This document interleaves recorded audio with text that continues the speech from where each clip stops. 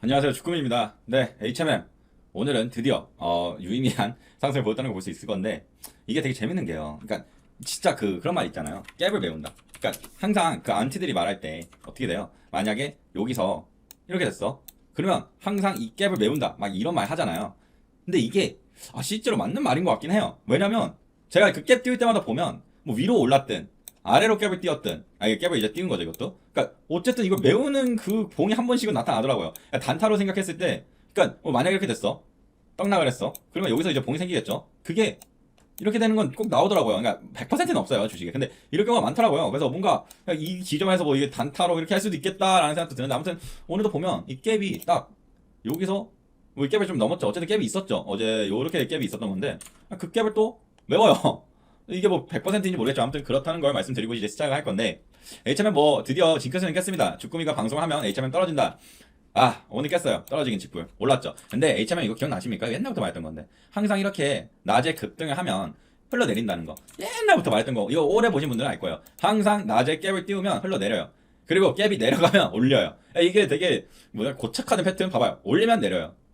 올리면 내려요. 이건 좀 아닌가. 올리면 내려요. 이런 식으로 어쨌든 HM은 약간 이런 뉘앙스를 항상 갖고 있더라고요. 아무튼 뭐 오늘도 그렇게 끝나긴 했습니다. 크게 걱정할 건 없는 것 같고. 자, 여러분 우선 이거부터 보고 갑시다. 코스피 대단하죠. 드디어 신고가 찍었습니다. 물론 이건 신고가 아니고요. 신고가를 찍었어요. 사상 신고가인가? 상상 신고가 아닐 수도. 사상 신고가네. 오늘 드디어 찍었습니다. 근데 좋아할 때가 아니에요. 이렇게 지금 막 빤스 벗고 소리 짓고 하면 안 돼요. 왜? 여러분 내일 되게 중요한 게 몇 개 있어요. 뭐가 있습니까? 몇 개라보다 하나가 있죠. 그렇죠. FOMC가 있습니다. FOMC가 뭡니까, 여러분? 그렇죠. 이거 미국 뭐 연준들끼리 회의하는 거죠. 통화 정책 같은 걸 어떻게 하자 이런 거. 그래서 우리가 지금 제일 걱정하고 있는 게 뭡니까? 그렇죠. 테이퍼링이죠. 테이퍼링이 뭐나? 테이퍼링 그거죠. 쉽게 말해서 지금 시장에 풀었던 돈을 이제 회수하는 그걸 테이퍼링이라고 하는데 뉴스를 보시면 FOMC가 이제 테이퍼링 신호가 나올 것 같다 이런 얘기가 나오죠. 보시면 미국 전망 준비 제도가 오는 15에서 16일 통화정책 회의를 여는 가운데 돈풀기 축소 신호가 나올 것으로 추정된다. 본격적으로 돈줄을 죄려면 연말까지 기다려야 한다는 견해지만 이번 회의에서 선제 신호 여부에 주목하고 있다. 이게 왜 그러냐면 지금 미국 경기가 생각했던 것보다 너무 빨리 살아나니까 그러니까 지금 이제 풀었던 돈을 조금 회수하려고 하는데 근데 이걸 너무 걱정할 필요는 없어요. 왜 걱정할 필요가 없냐면 여러분 테이퍼링이라 하죠. 테이퍼링이 그러니까 뭐야 풀었던 돈을 회수하는 건데 자 한 번에 못해요. 그리고 자, 테이퍼링을 할게 라고 해서 바로 시작 못합니다. 할게 하고도 몇 개월 후가 걸려요. 몇 개월이 더 걸려요. 이해돼요? 실제로 하는데 그 실제로 한다고 해서 그 몇 개월이 걸리는데 그때 뭐 한 번에 이렇게 들어오는 게 아니고 야금 해서 돈을 회수하는 건데 이걸 걱정할 필요가 그렇게 없다고 생각되는 이유를 말씀드릴게요. 우선 첫 번째 이게 제일 커요. 면역이 지금 많이 됐어요. 무슨 말이냐면 우리 테이퍼링 소리는 언제부터 나왔습니까? 과거부터 계속 나왔습니다. 그리고 그 테이퍼링 얘기 나올 때마다 시장에서 반응을 했어요. 실제로 할 때마다 나스닥 떡락, 그래서 그 다음날 코스피 떡락 이런 식의 시나리오가 계속 나왔습니다. 이해되세요?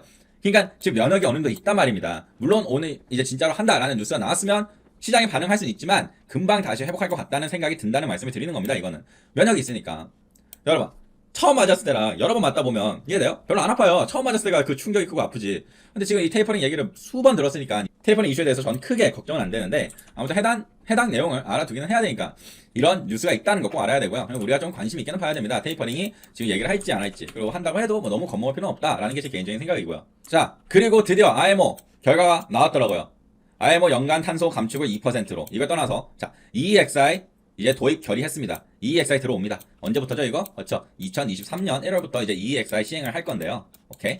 이게 뭐였죠? 선박이었죠. 이거 두 개를 보면 될 것 같아요. EEXI와 CII 등급제는 무난한 통과가 예상된 규제였지만 선박 운항 시 배출되는 탄소 배출량으로 등급을 정하는 EEXI는 2013년 이후 건조된 선박에만 적용되던 EEDI를 모든 선박으로 확대하는 내용이다. 이게 중요하죠. 모든 선박, 등급을 받지 못한 우후 선박은 운항 속도를 줄이거나 에너지 저감 장치 등을 달아야 된다. 그럼 에너지 저감 장치를 하는 그런 관련 주들도 떡상할 수가 있을 거고요.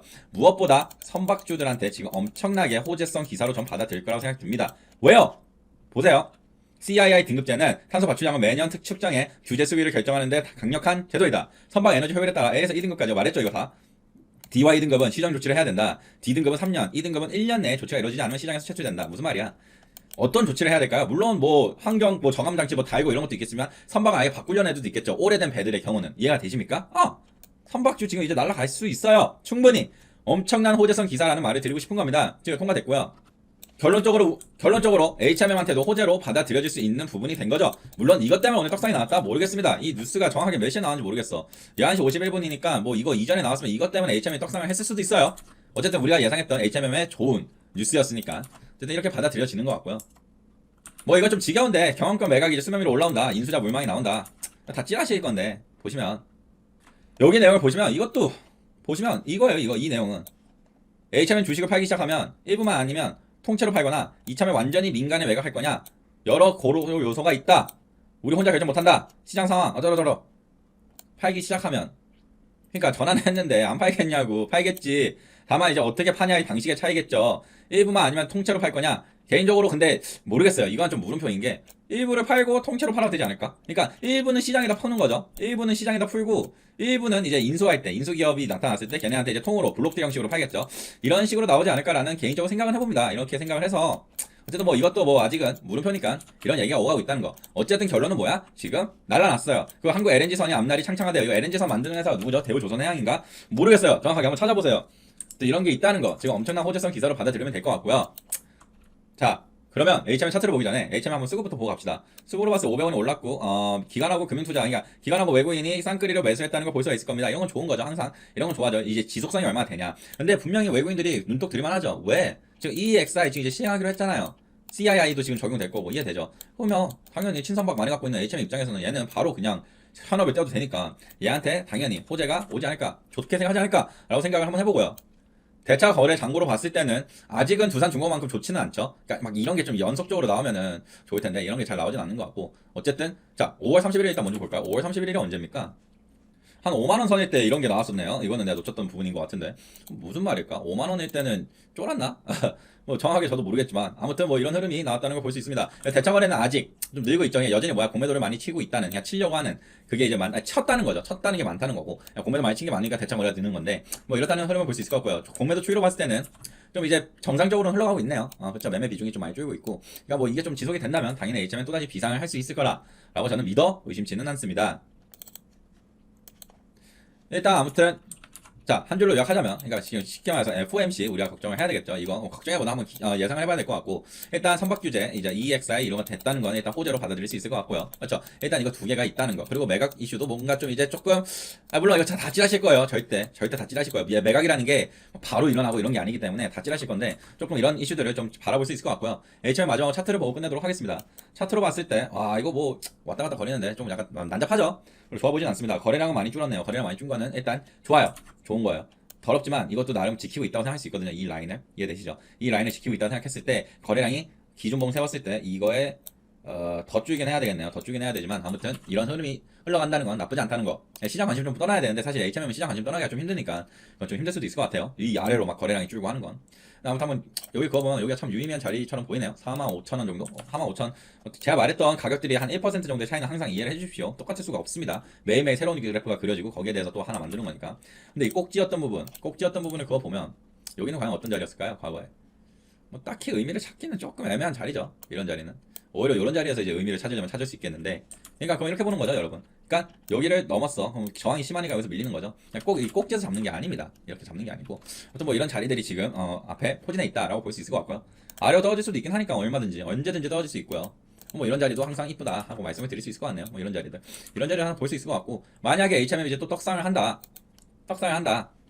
뭐 어떻게 될까요? 뭐 날아갈 수도 있겠죠, 정말. 뭐 이렇게도 볼 수 있을 것 같고 47,500원 맨날 보이네요, 이 자리. 또 뭐 이런 식으로 갈 수 있다는 거 한번 말씀드릴 것 같습니다. 전체적으로 HMM 느낌은 좋아지고 있는 것 같아요. 확실히 과거에 비해서 이제 느낌이 좀 좋아지고 있고, 분명히 그 하락이 멈췄다고 한 시점부터 하락도 멈춰 있었기 때문에 좋은 것 같고요. 근데 약간 마지막 여담을 말씀드리면 선박 관련주 여러분 한번 보고 가도록 하죠. 대우, 조선해양, 삼성중공업 이런 거. 여기서 지금 LNG선을 만드는 회사가 현대미포조선 뭐 이런 애들. 현대미포조선이 지금 LNG 뭐 이런 걸 만든다고 하고요. 대우조선해양도 LNG선 만든다고 하고, 여기다 이제 맞네요. 높은 경쟁력을 갖고 있는 게 대우조선해양인데, 그러니까 아무튼 말씀드리고 싶은 게 이런 주식들 분명히 또 한번 슈팅을 줄 수 있을 것 같아요. 왜? 환경 규제가 나왔으면 당연히 어떻게 해야 돼? 지금 얘네한테 수주를 맡겨야 되겠죠. 수주를 맡겨야 되니까 수주가 그러면 얘네 늘겠죠. 늘면 어떻게 되겠어요? 날아가겠죠. 다시 말씀드립니다. 우리나라가 선박 선조 건조하는 그런 회사 입장에서는 세계 1위라고 해요. 그러니까 아무튼 이런 주식들도 관심을 가지면 좋을 것 같습니다. 확실히 좋을 것 같고요. 아무튼 여러분 오늘 방송 여기까지고요. 자 오늘 밤 마지막으로 FOMC 한번 생각을 해봐야 될 것 같고 한번 관심을 깊게 봐야죠. 나스닥이 아마 반영이 될 거예요. 테이퍼링 얘기가 나오면. 근데 얼마나 반영될지 모르겠지만. 그리고 뭐 이제 선박지수는 좋게 흘러갔고요.